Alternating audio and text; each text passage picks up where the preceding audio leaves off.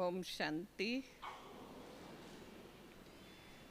सभी माताएं जोर से बोलेगी ओम शांति, ओम शांति, ओम शांति। बाप दादा की अति लाडली, दिल तख्त नशीन विशेष शिव शक्तियाँ,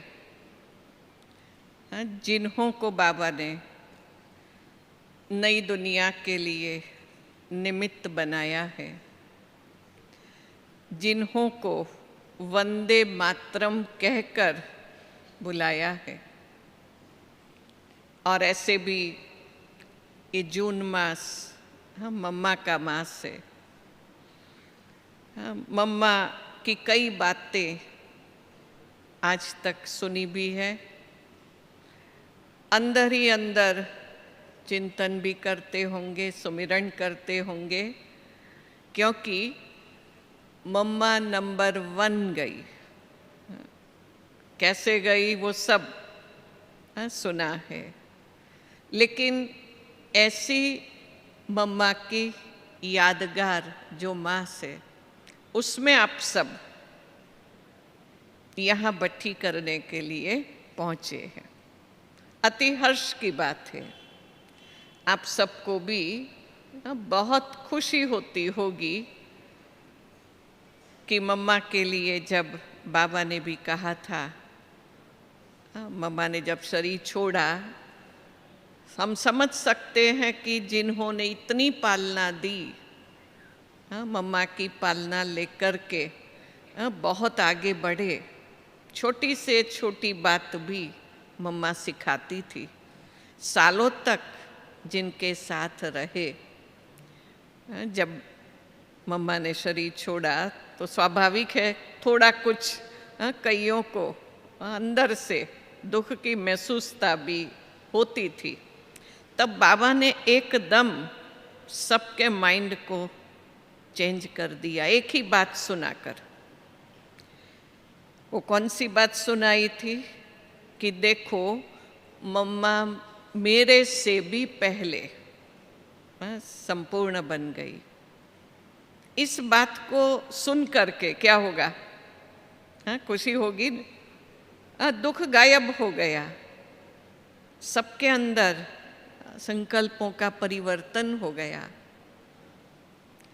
तो ऐसी हमारी मम्मा, जिनको बाबा ने भी निमित्त बनाया था और बहुत गहन तपस्या की थी, बड़ी आज्ञाकारी वफादार मम्मा ने इस यज्ञ में पार्ट बजाया और अपनी मंजिल पर पहुंच गई।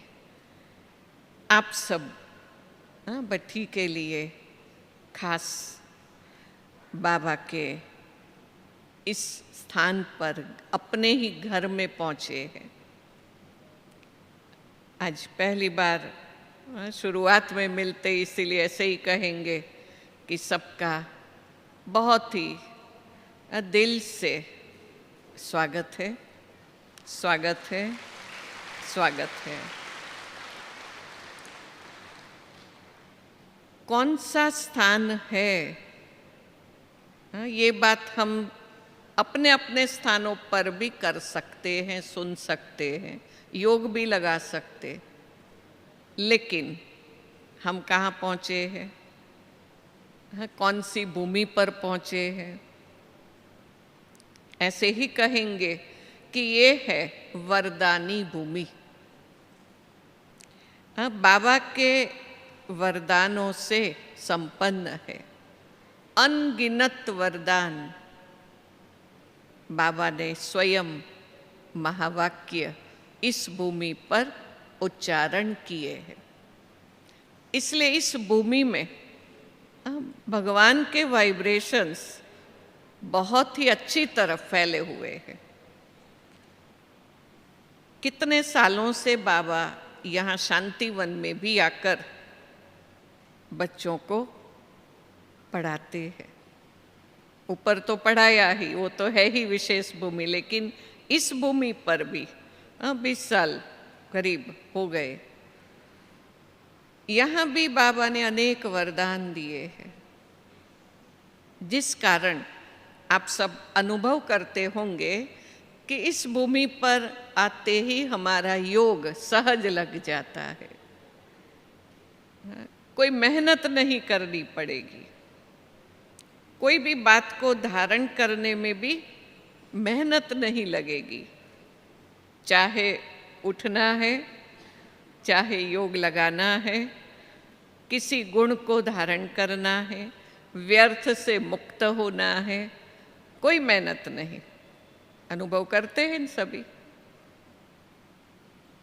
इसलिए ये वरदान भूमि है। बिना मेहनत हम अपनी दिव्य जीवन की अनुभूति यहाँ कर सकते हैं। दूसरा ये है परिवर्तन भूमि। यहाँ आकर हम अपनी कोई भी कमी कमजोरी का परिवर्तन करना चाहते, संकल्प दृढ़ करेंगे, जरूर वो परिवर्तन भी संभव होता है। तो ये है भगवान की अवतरण भूमि। फिर ये है तपस्या भूमि। हमारी वरिष्ठ दादियों ने, दीदियों ने, दादाओं ने, कई प्रकार की विशेष आत्माओं ने भी यहाँ सालों तक मेहनत तपस्या की है। हम भी यहाँ तपस्या करने के लिए आए हैं। ये है शीश महल। हर एक अपनी कमी कमजोरी को भली भांति देख सकते, वो दिखाई देगा। कोई कहेगा नहीं कि आप में कमी है, खुद को ये महसूस होगी। ये लाइट हाउस, माइट हाउस है। इसी स्थान से सारे विश्व तक लाइट और माइट फैलती रहती। ऐसे स्थान पर हम यहाँ बैठे हैं। एक मैग्नेटिक स्थान है, मैग्नेटिक भूमि है। दूर दूर से आत्माओं को आकर्षित करने वाली ये भूमि है। यहाँ भी जो बैठे, कितने दूर दूर से सब आए हैं, कितनी लंबी यात्रा करके यहाँ आए हैं। ये भूमि का खिंचाव है, भूमि आकर्षित करती है। तो भूमि का बड़ा महत्व है। शायद भक्ति में आपने उदाहरण सुना होगा श्रवण का। श्रवण अपने लौकिक माता और पिता को कावड़ में बिठाकर यात्रा कराता था। बड़ी भावना से वो यात्रा कराता था।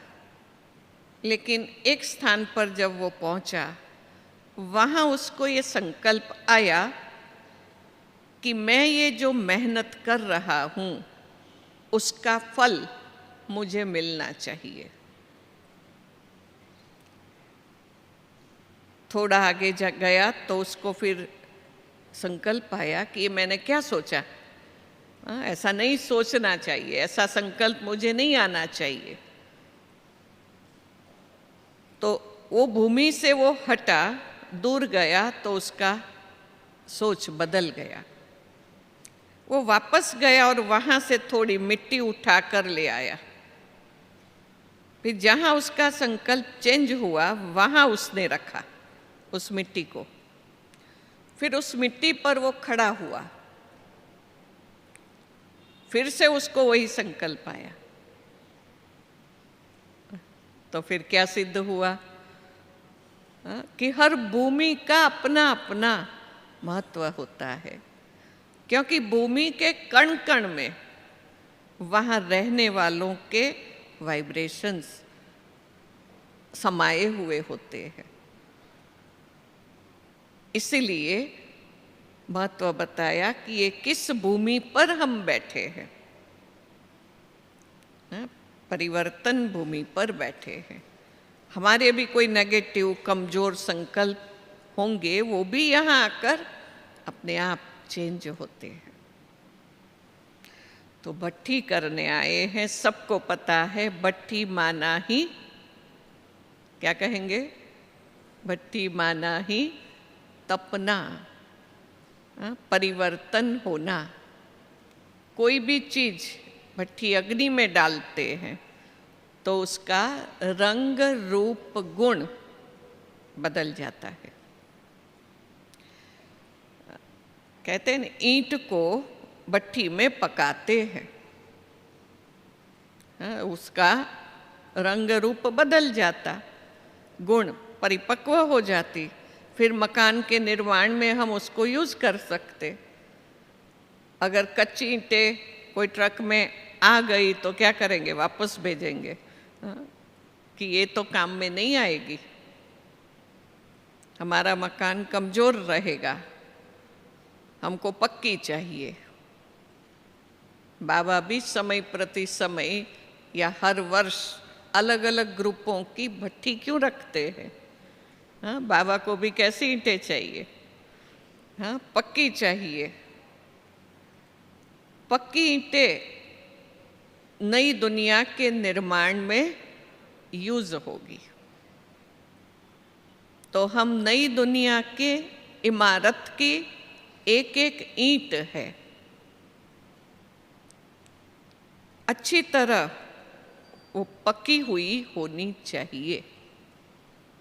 कहते हैं ना, हम छोटा सा वो मटका भी लेने के लिए जाते तो टकोरे लगाते, आवाज़ कैसी आती, पक्का है या कच्चा है।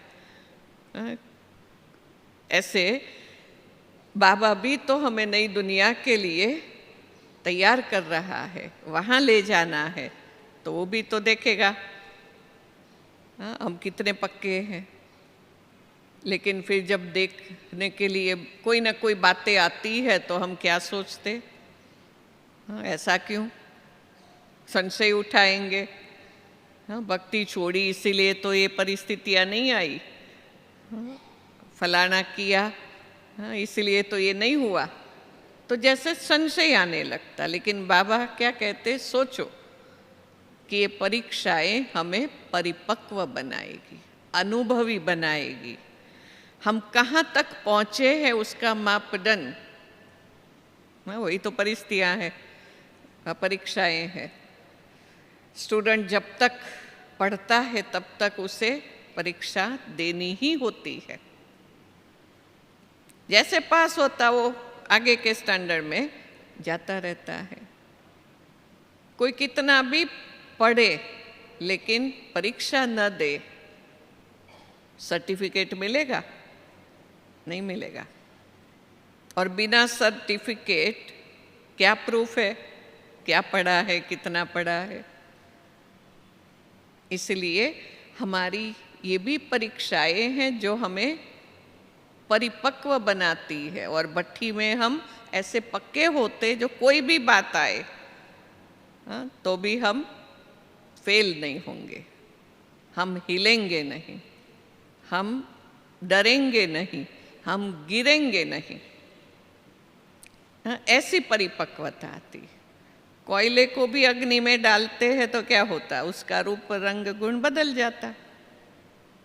काले से क्या हो जाता, राख कैसी हो जाती, कलर उसका लाइट हो जाता। सोने को अग्नि में डालो तो उसके अंदर जो एलॉय मिक्स होती वो निकल जाती, प्योर सोना हो जाता। कपड़ों के दाग भी भट्ठी चढ़ाते हैं मैले कपड़े को धुलाई करने के लिए, तो भी क्या होगा, साफ हो जाते। हर रोज हम अपने घर की सफाई जरूर करते हैं, फिर भी क्या, दीपावली पर विशेष सफाई की जाती। वो सफाई कैसी होती, विशेष होती है। सब कुछ कोने कोने से निकाल कर बाहर रख देंगे, उसकी धुलाई कर देंगे, साबुन पानी आदि से अच्छी तरह से कोने कोने से निकालेंगे। तो हर रोज भल सफाई करते, लेकिन उस दीपावली के सफाई में भी फिर भी कीचड़ा निकलता, कुछ ना कुछ कचरा आता ही है। वैसे ये भट्ठी हमारी क्या है, विशेष धुलाई कहो, विशेष सफाई कहो, ऐसी हमारी भट्ठी हमें स्वच्छ प्योर बनाने के लिए है, परिपक्व बनाने के लिए है, और उससे ही हमारी वैल्यू बढ़ेगी। आत्मा की कीमत बढ़ेगी, महत्व बढ़ जाएगा, आत्मा महान बनेगी। एक बार एक कुंभार खेत से मिट्टी लेकर के आया, उसका पिंड बनाया, फिर उसने मटके का आकार दिया। तब तक तो मिट्टी ने कुछ नहीं बोला, लेकिन फिर जब उसको भट्ठी पर रखा तब वो बनाया हुआ घड़ा था, वो मना कर रहा था, मुझे नहीं रखो नहीं रखो। फिर भी उसने नहीं सुना। फिर तब करके पक्के होकर बाहर निकला, उस पर रंग लगाता था तो भी उसने मना किया कि मुझे रंग नहीं लगाओ, नहीं सुना। उस पर रंगोली कर रहा था अलग अलग कलर की, तो भी मना किया, वो तो अपना काम करता रहता था कुंभार। फिर जब उसको मार्केट में जाकर रखा तो उसकी कीमत सबसे ज़्यादा थी। बाबा भी हमें श्रीमत पर आकार दे रहा है, फिर योग अग्नि में तपा रहा है, फिर दिव्य गुणों का वो डिजाइन रंगोली कर रहा है, फिर हमारी वैल्यू बढ़ती है। सब चाहते हैं ना हमारी वैल्यू बढ़े। कोई थोड़ी भी वैल्यू कम करेगा तो अच्छा नहीं लगेगा, देखो मेरे लिए क्या बोलते हैं। किसी को अच्छा लगता है, नहीं लगता है। तो हम अभी जब यहाँ वैल्यू बढ़ाने के लिए आए हैं, कितना हमारा लौकिक कारोबार छोड़कर आए हैं, कितना दूर से खर्चा करके आए हैं, समय निकाल कर आए हैं। फिर ये 4 दिन हम क्या करेंगे, बड़ी दृढ़ता पूर्वक तपस्या करेंगे। जो भी सुनाया जाए वो एकाग्रता से सुनेंगे, अपने अपने रूम में जा कर के उसका पठन करेंगे, चिंतन करेंगे, आपस में व्यर्थ बातें नहीं करेंगे, लेकिन हम अपने में मग्न रहेंगे। ऐसे तो हर रोज वो बातें तो चलती रहती, 4 दिन के लिए क्या है, सिर्फ खुद के लिए और खुदा के लिए। खुद को याद करेंगे, खुदा को याद करेंगे, खुद का चिंतन करेंगे, अंतर्मुखी होकर अंदर में चले जाएंगे, स्वयं के अंदर आनंद लेंगे, स्वरूप आनंद, ये आनंद की अनुभूति करें। भक्ति में देखते हैं कि कई ऐसे तपस्वी या भक्त आत्माएं होती है जो अपने ही अंदर मगन रहती है, बल उसको परमात्मा का परिचय भी नहीं होता है,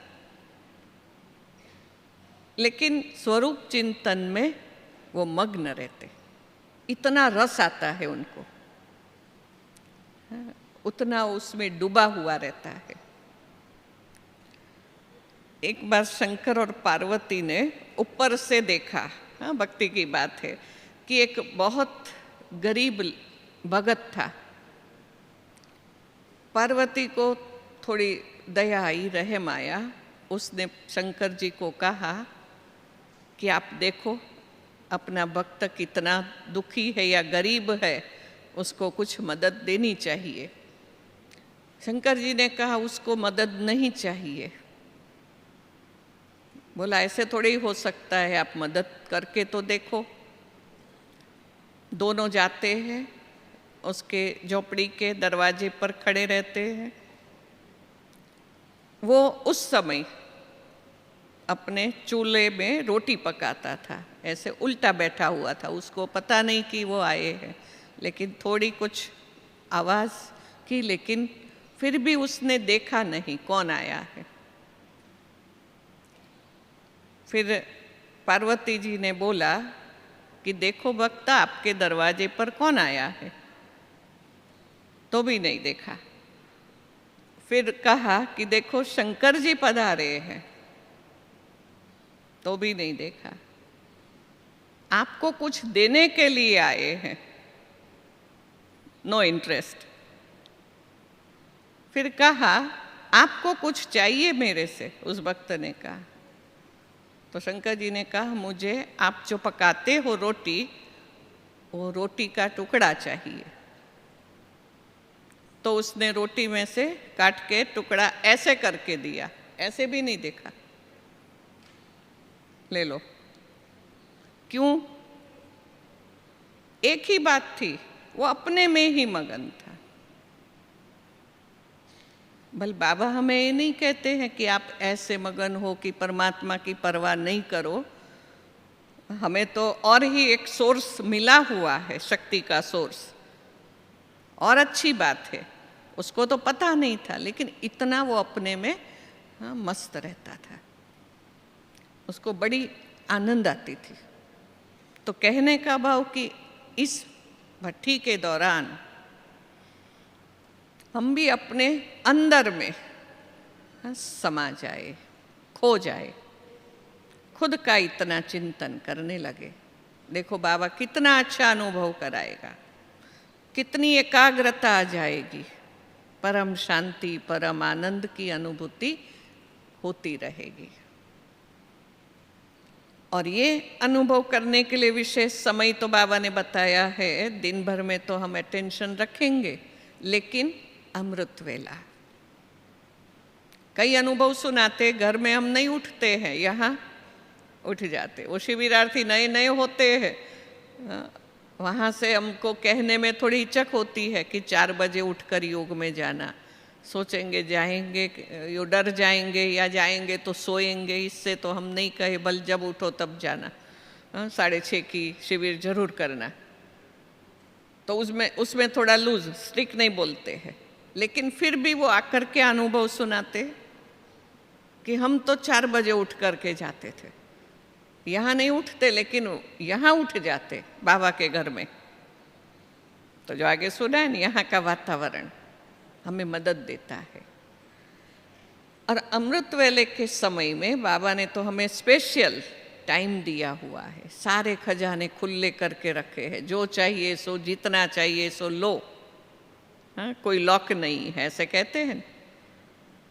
और दूसरी महत्व की बात ये है कि सुबह सुबह हम आत्माओं का, जैसे बाबा से खींचने का जो पावर होता है, एब्जॉर्प्शन पावर, वो बहुत ज़्यादा होता है। हम जितना अपने संकल्प से ज़्यादा बाबा से ले सकते, उतना खींच करके हम भरपूर हो, संतृप्त हो जाए, तो सारे दिन में कोई भी नेगेटिव बातें अंदर प्रवेश नहीं कर सकेगी। जैसे आपने देखा होगा, स्पॉन्ज होती है, पानी में डालेंगे, पानी को चूस लेगी, फुल हो जाएगी, फिर वो नहीं एक्स्ट्रा पानी ले सकती, क्योंकि फुल है। वैसे हम बाबा से सुबह सुबह फुल हो गए, तो फिर दिन भर में कोई भी ऐसी बातें होगी वो अंदर नहीं जाएगी, माना उसका चिंतन नहीं चलेगा। हाँ, उसको हम बुद्धि में धारण करके चले, ऐसा नहीं होगा। अपने आप वो बाहर ही रहेगी। और निकलेगा तो भी कोई बात आएगी नहीं, अर्थात प्रेशर आया हमारे ऊपर, समझो, तो क्या निकलेगा? जो हमने भरा। क्या भरा? हाँ, बाबा से तो अच्छाई ही भरी, हाँ, शांति, सुख, आनंद, शक्ति, वही तो भरा। तो परिस्थिति का प्रेशर क्या निकालेगा, क्या फैलाएगा? अच्छाई। सबको यही पसंद आएगा ना। बाबा भी, ब्रह्मा बाबा भी हम देखते हैं 2 बजे 2:30 बजे उठकर तपस्या करते थे और ऐसे निराकारी होकर, अशरीरी होकर बैठ जाते थे। देखने वाले भी, पीछे से कोई खिड़की से देखता तो वो भी सोचता बड़ा अच्छा बाबा बैठा है। इतना बूढ़ा होते भी कभी नींद नहीं, कभी झुटका नहीं, एकदम डिटैच। एक बार पांडव भवन में जब साकार ब्रह्मा बाबा थे, एक बहन ने देखा कि बाबा तपस्या कर रहे हैं, फिर बाबा को मिल करके गुड मॉर्निंग करके जाए। अमृत वेला पूरा हुआ और गुड मॉर्निंग किया। बाबा ने पूछा, बच्ची रात को नींद आई? तो वो बहन सोचने लगी कि बाबा क्यों पूछता है, नींद आई, शायद मच्छर आदि होंगे काटे या नहीं, जिस कारण नींद तो नहीं फिटी, इसलिए पूछते होंगे। तो उन्होंने बताया, हाँ बाबा बहुत अच्छी नींद आई। तब बाबा ने कहा, देखो ये बाबा, हाँ बूढ़ा बाबा सो नहीं सकता है। क्यों? कोई बीमारी है क्या? क्यों नहीं सो सकता? आजकल होती है ना निंद्रा की बीमारी। लेकिन बाबा ने कहा, मेरे बच्चे भक्त आदि दूसरे दुखी अशांत आत्मा इतनी है, तो उन्हों को देने के लिए ये बाबा जागता है, सो नहीं सकता। आप कैसे सो सकते हो? आपको कैसे नींद आई? वो बहन तो थोड़ी हो गई, मैंने तो क्या सोचा था और बाबा ने मुझे क्या बोल दिया। तो अमृत वेला हम बड़ा महत्व रख करके ये भट्ठी में कुछ जरूर अनुभव करें। बैठेंगे तो भी दृढ़ता से, हाँ लूज नहीं बैठना है। हाँ चटार भी बैठे, मस्तक को ऊंचा रख करके बैठे, आंखें खोल करके बैठे और बुद्धि रूपी नेत्र से बाबा को देखे और मन वही बातों को सोचे और कुछ नहीं। बाबा के आगे संकल्प रखे, बाबा आपको मुझे भरपूर करना ही है, हाँ मुझे शक्ति देनी ही है और मैं शक्तिशाली बनकर बहुत कुछ अच्छा अनुभव करके ही उठूंगी। आसपास कौन क्या कर रहा है नहीं देखना है। फिर दिन भर में भी 1-2 से मिलते, बड़ा संगठन है, कईयों को कई दिनों के बाद मिले होंगे, लेकिन जो भी बातें करनी हो, हाँ जो भी किसको कुछ कहना हो कह दे, लेकिन 4 दिन हम पूर्ण रूप से मौन रहेंगे। ठीक है? हो सकता है। कौन कौन मौन रह सकते हैं और रखेंगे? इतना अच्छा अनुभव होगा। 5वें दिन आपको बोलने की इच्छा नहीं होगी, आप बोल नहीं सकेंगे। ये अनुभव मुझे यहाँ करना है। सारी साल, इतने साल बहुत बोला, 4 दिन के लिए इस दुनिया से हम गुम हैं, इस दुनिया से हम दूर है। बोलना है तो बाबा से बोले, जो भी कुछ कहना है बाबा को कहे। औरों से इस दुनिया के समाचार लेने की इच्छा न रखे। अभी सामने है उससे तो नहीं रखेंगे, फिर है आजकल तो हर एक के पॉकेट में, पर्स में मोबाइल। जब सामने वाले से नहीं रखेंगे तो दूर वालों से रखेंगे बात करने की इच्छा। जिसको मैसेज देना है, कुछ कहना है और समाचार भी दे दो कि हम 4 दिन के लिए मोबाइल नहीं करेंगे, हम ठीक ठाक है, ओके है, कोई तकलीफ नहीं है, बाबा के घर में बहुत मौज में है। इसलिए आप निश्चिंत रहना, हम फ़ोन स्विच ऑफ करेंगे तो उन्हों को भी पता रहे, घर वालों को भी, नहीं तो सोचेंगे वो चिंता में पड़ जाएंगे, क्यों उठाते नहीं, क्यों स्विच ऑफ कर दिया। तो अपने अपने घरों में भी ये बात सुना करके फिर स्विच ऑफ कर दो और आप निश्चिंत हो करके तपस्या में बैठ जाओ। लोग सालों तक तपस्या करते, ऐसे तो हजारों साल वो है नहीं, लेकिन फिर भी घरों को छोड़कर सालों तक करते। हम 4 दिन के लिए नहीं छोड़ सकते, हम भी राजऋषि हैं। तो ये हमें ऐसी तपस्या, मौन तपस्या करनी है। तन का, मुख का भी मौन, मन का भी मौन और मोबाइल का भी मौन। हाँ, मोबाइल भी नहीं बोले। आजकल थोड़ा मुश्किल हो गया, पहले मोबाइल नहीं था तो चलता था ना, लेकिन आज ये कैसे होगा? हम करके देखें। इसीलिए ये तीनों प्रकार का मौन लेकर के आरंभ करें, क्योंकि आवाज में आने से क्या होगा, हमारी जो की हुई अनुभूति है ना वो टूट जाएगी। और बहुत जरूरी है तो बाबा जैसे अव्यक्त रीति से बोलते, अंदर की आवाज से बोलते, या लिख करके बता दो, या बहुत धीमी आवाज से बता दो। देखो ये हमें अनुभूति पर पहुंचाएगा। और स्वमान का अभ्यास, स्वमान भी दिया जाता तो उसका भी हम अभ्यास करें। जो क्लासेस है वो भी लिख करके फिर जाकर पढ़ करके उसका कुछ चिंतन करें। ऐसे अनुभव नहीं होगा, हर एक को अनुभव करना है तो एक कुछ बातों का हमें अटेंशन रखना होगा। बाबा ने जो पढ़ाना था वो पढ़ा दिया। ऐसे कहेंगे कोर्स पूरा हो गया, ऐसे तो वो 69 से बाबा ने पढ़ाकर पूरा कर दिया। फिर रिवाइज कोर्स चल रहा है, तब से लेकर क्या चलता, मुरलियाँ रिवाइज हो रही है।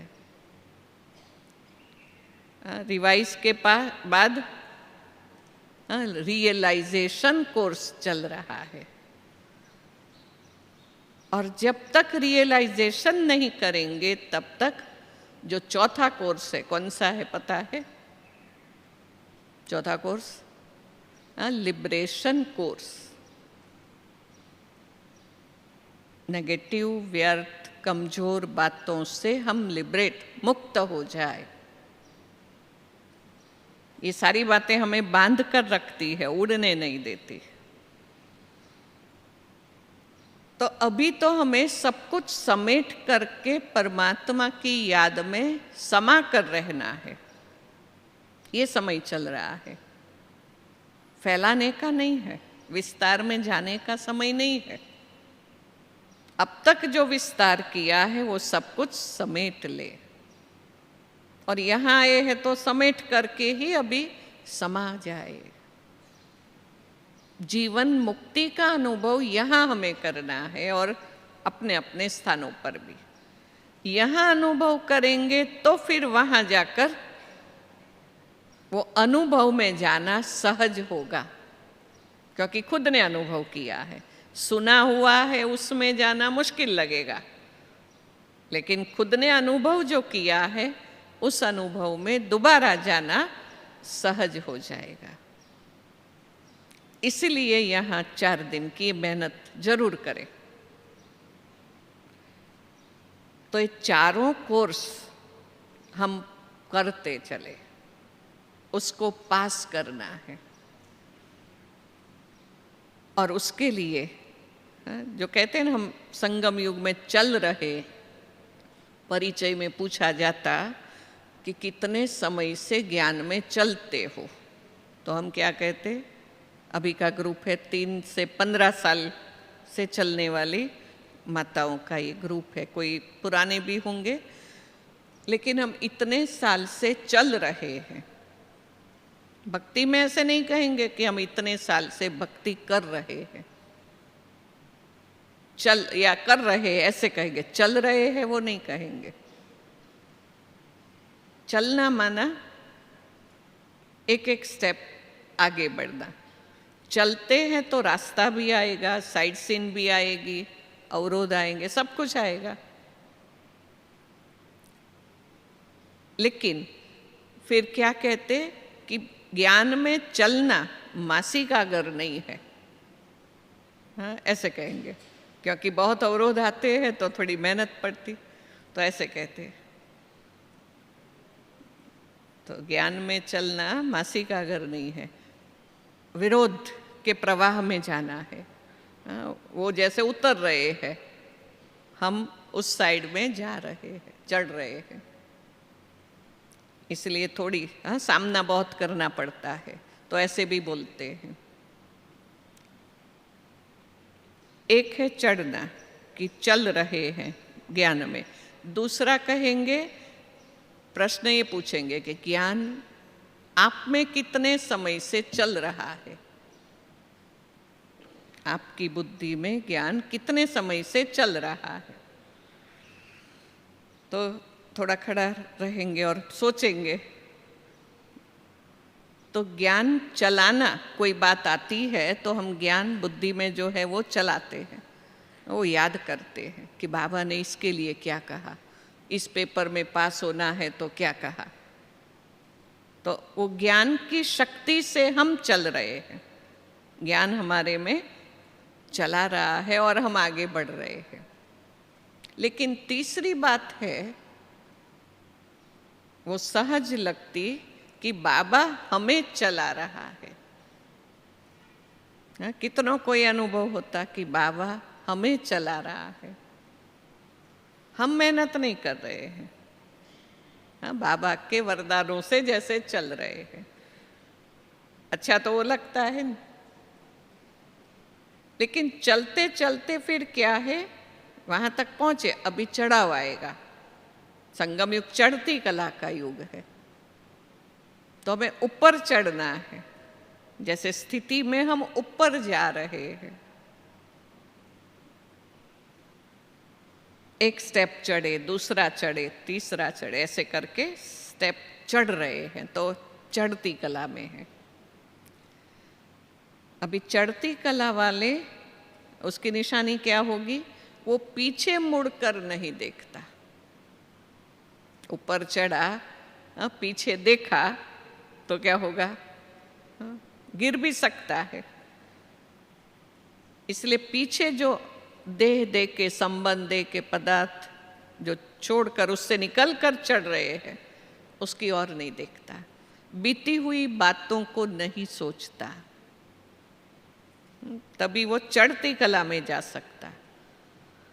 लेकिन थोड़ा चढ़ने के बाद, कई स्थानों पर देखते पहाड़ी पर थोड़ा चढ़ना पड़ता, चाहे स्टेप चढ़ो, चाहे बाई रोड बाई कार चढ़ो, थोड़ा ऐसा आधे तक होगा। फिर ज़्यादा ऊंचाई आएगी, वहाँ फिर क्या होगा, रोप वे होगा, ऐसे होगा, या हेलीकॉप्टर से उड़कर जा सकते। वे उड़ना है, उड़ती कला। अच्छा क्या लगेगा, चलना, चढ़ना, उड़ना, सब कहेंगे उड़ना। आजकल एरोप्लेन में कौन उड़ सकते, जिसकी शक्ति है, वही तो वो टिकट ले गए, एरोप्लेन की टिकट लेने की शक्ति है। आज कोई भी लोकल बस में बैठना नहीं पसंद करेगा, एक्सप्रेस, डायरेक्ट, नो हॉल्ट, ऐसे स्पीड में चलने वाले साधन, उसमें हर एक को जल्दी है, तो जल्दी पहुंचाने वाला साधन तो एरोप्लेन है। बाबा भी समय के हिसाब से क्या कहते, समझो पीछे आए हैं, देरी से बाबा का ज्ञान मिला, कई 80 सालों से चल रहे, मेकअप करना है, उनके साथ पहुंचना है तो क्या करना पड़ेगा, हाँ, स्पीड बढ़ानी पड़ेगी, ज़्यादा स्पीड उड़ने की है। इसलिए उड़ती कला समय के हिसाब से हमें अपनी मंजिल पर पहुंचना है तो स्पीड ज़्यादा से ज़्यादा करनी पड़ेगी, उड़ना पड़ेगा। बोझ वाला उड़ नहीं सकता। उड़ने के लिए उमंग और उत्साह के पंख चाहिए। सदा खुशी में हम रहे, सदा पुरुषार्थ, सेवा, योग सबका उमंग और उत्साह रहे, और ऐसे उमंग और उत्साह से उड़ेंगे तब ये जो हमारा मंजिल लक्ष्य है, संपन्न बनना है, संपूर्णता को पाना है, बाप समान बनना है, वहाँ पहुँचेंगे। यहाँ आए हैं इस स्थिति का अनुभव करके उस स्थिति में स्थित होने के लिए, जम जाने के लिए। हम संपूर्ण स्वरूप के अनुभव में लंबे समय तक खुद को रख सके, चाहे योग में, चाहे प्रैक्टिकल जीवन व्यवहार में। कोई अपनी कमियों को ढूंढे तो भी न मिले, हाँ, ऐसे हम गुण संपन्न, शक्ति संपन्न बन जाएं। आज क्या होता है, गुण ढूंढना पड़ता है, लेकिन कहाँ पहुंचना है कि अवगुण ढूंढना पड़े, कि देखे इसमें क्या अवगुण है।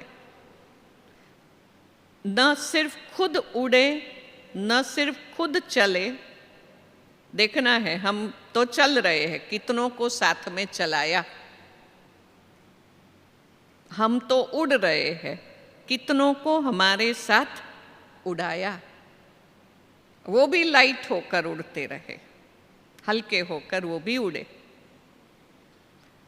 वो भी अनुभव करे कि आपके साथ संग रहने से, देखने से, आपको सुनने से वो हल्के हो गए। कई बार कईयों को होता है, खुद को कुछ टेंशन आ जाता है, फिर याद करते कि इनके पास जाए तो हम हल्के हो जाएंगे, और रियल में हो जाते हैं। कौन करता है?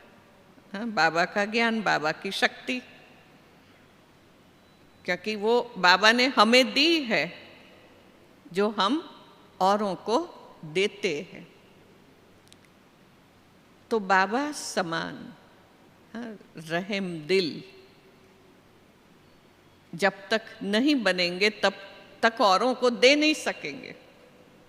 कई बार संपत्ति बहुत होती है, बाबा ने बीच में कहा था ना, संपत्ति हो स्थूल में लेकिन सिंपथी न हो तो क्या काम की।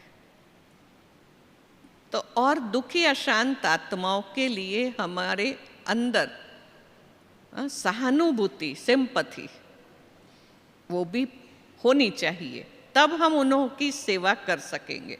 सेवा माना उन्हों को मदद दे सकेंगे।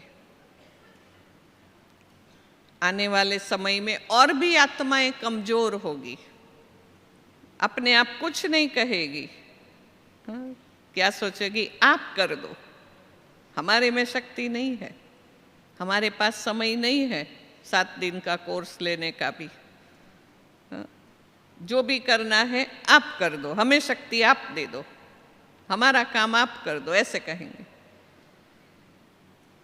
इसलिए हमें इतना संपन्न होना होगा, हाँ, भरपूर होना होगा। इस भट्ठी में आए हैं तो हम क्या बन करके जाएं? हाँ, भरपूर हो करके जाएं। सागर के कंठे पर आते हैं तो कोई लोटा भर के जाते, कोई घड़ा भर के जाते, तो कोई हाँ सागर पूरा ही पी लेते हैं, ऐसे कहते। हम कितना भर कर जाएंगे? हाँ, कितना बड़ा बर्तन लेकर आए हो, कितना बड़ा साधन लेकर आए हो, हाँ, भरने के लिए नोटबुक डायरी लाए हो या और भी कुछ है? हाँ, बुद्धि इतनी बड़ी डायरी, इतना बड़ा कंप्यूटर है, हाँ, जिसमें सब कुछ डाल दो और समय पर, जैसे समय पर क्लिक करो और वो बात आपको मिल जाए, वो बात आपकी बुद्धि में ऊपर के लेयर पर आ जाए, इमर्ज हो जाए। इसलिए समय पर ज्ञान हमें याद आए, तभी तो विजय होगी, तभी तो हम संपन्न होंगे।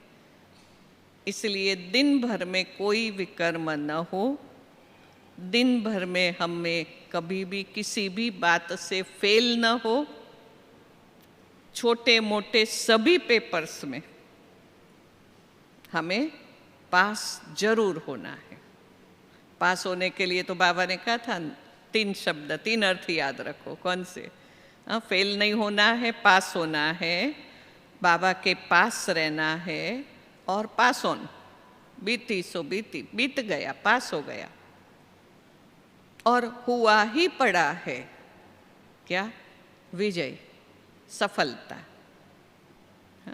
निश्चिंत हो जाएंगे। उड़ती कला वालों की निशानी क्या? वो लाइट किस लिए है? कोई चिंता नहीं है। क्या सोच है अंदर में? हुआ ही पड़ा है। निश्चिंत रहेंगे। बाबा भी कहते मुझे चिंता दे दो, मैं बैठा हूं ना। लेकिन देने में सोचते हैं, पता नहीं बाबा बैठा है तो क्या करेगा, मेरा काम ये करेगा या नहीं करेगा। पूर्ण विश्वास के साथ हम बाबा को वो बात दे दे, सुना दे और खुद उससे मुक्त हो जाए। यहाँ सब आए हो तो कुछ ऐसी बातें लेकर भी आए होंगे जो आपको थोड़ा चिंता में डालती होगी। क्या होगा? ये छोड़कर आए हैं, फलाना क्या करेगा, ये होगा या नहीं होगा। लेकिन ये सब बातों को सौंप दो। किसको? अभी बाबा को सौंप दे। बाबा ये तुझे संभालना है, मैं तो यहाँ आई हूँ भट्टी करने, इसलिए मुझे यहाँ से भरपूर होना है और वो बात से मुझे निश्चिंत रहना है। आए होंगे न, कोई कोई लेकर के आए हैं, वो बातों को अभी लेकर आए हैं तो बाबा को दे देना और खुद निश्चिंत हो जाना। तभी निराकारी स्थिति का अनुभव कर सकेंगे। अपने अपने स्थानों पर तो इतने लंबे समय तक एक स्थिति में बैठ करके तपस्या करे, कम होगा। यहाँ ये है, बाबा हमेशा कहे लंबे समय तक अभ्यास करो। लंबे समय तक योग में बैठकर, जैसे अशरीरी होकर बैठे, शरीर से डिटैच होकर के परम धाम में जाकर बैठ गए। जब तक ऑर्डर न मिले उतरना नहीं है, तो यहाँ वो कर सकेंगे। अपने स्थानों पर तो क्या होगा, अचानक कोई आ जाएगा, कुछ काम आएगा, फोन आएगा। या यहाँ न भोजन पकाना है, क्या पकाए, बाजार से क्या चीज़ लाए, ये कुछ सोचना नहीं है। आपके लिए सब सेवाधारी तैयार है। किस लिए? कि आप कुछ लेकर के जाए, अनुभव करके जाए, भरपूर हो करके जाए। इसलिए सब कुछ तैयार मिलता है कि हम तैयार हो जाए। बाबा सब तैयार क्यों देता है? वो चाहता है कि इतने हजार माताएं आएगी और वो तैयार होकर जाए, तैयार होकर अपने अपने स्थानों पर जाएगी। भारत के अलग अलग कोने में जहाँ भी जाएगी, सब क्या अनुभव करे? बदल कर आए। ये तो फरिश्ता बन करके आए, ये तो संपन्न होकर के आए, अनुभवी होकर के आए, रूहानियत दिखाई दे, दिव्यता दिखाई दे। बोलने से नहीं, आपको देख करके, आपके व्यवहार बोल चाल सबसे। और वो फिर सदा के लिए आपके साथ रहे, वो आपकी प्रॉपर्टी बन जाए। समझा? 2-4 दिन के लिए नहीं, लेकिन सदा के लिए ये रहेगी। फिर इससे ऊपर की चीजें आपके जीवन में आएगी। इसलिए हम सिर्फ जीवन व्यतीत नहीं करते। ब्राह्मण जीवन सर्वोत्तम जीवन है। बाबा हमारा यहाँ जीवन बनाते हैं। कैसा बनाते? दिव्य जीवन बनाते, रूहानियत से भरपूर जीवन बनाते। सबके प्रति यही भावना रहे, ये सब हमारे हैं और सब हमारे हैं जो अच्छे हैं। इतना स्लोगन पक्का कर लेना। जिसको भी देखो, जिसके भी संग में जाओ, आपके संकल्प क्या हो, आपकी भावना क्या रहेगी, बल कैसा भी हो, सब हमारे हैं, सब अच्छे हैं। निकलेगा अच्छे हैं, ये तो ऐसा है वैसा है, वो नहीं तो हमारे वाइब्रेशन उसकी बैटरी को डिस्चार्ज कर देगा। समझो 50% बैटरी है उसकी, हमने कुछ उसकी नेगेटिव बात को लेकर के सोचा, हाँ वो तो ऐसा ही है, ऐसा नहीं करना चाहिए, तो उसका 40 हो जाएगा। लेकिन हम सोचेंगे बल इतना है, लेकिन और वो अच्छा बन जाएगा। हमारी शुभ भावना क्या करेगी? 50 से 60 तक उसको ले जाएगी। ये समझ बुद्धि में रखकर हम क्या करें? वो तो समझो नहीं समझ रहा है, उसमें वो शक्ति नहीं है, तो हम इतना तो कर सकते, पॉजिटिव शुभ सोच उसके लिए चलाए। लेकिन वो चलाने में भी शक्ति चाहिए। हमारी शक्ति होगी तो चलेगा, कमजोर होंगे तो नेगेटिव चलेगा। इसलिए पक्का करेंगे कि हमें अच्छा ही चलाना है, जो सबकी बैटरी फुल होती जाए, हमारी तो हो लेकिन दूसरों की भी होती जाए। ठीक है? ओम शांति।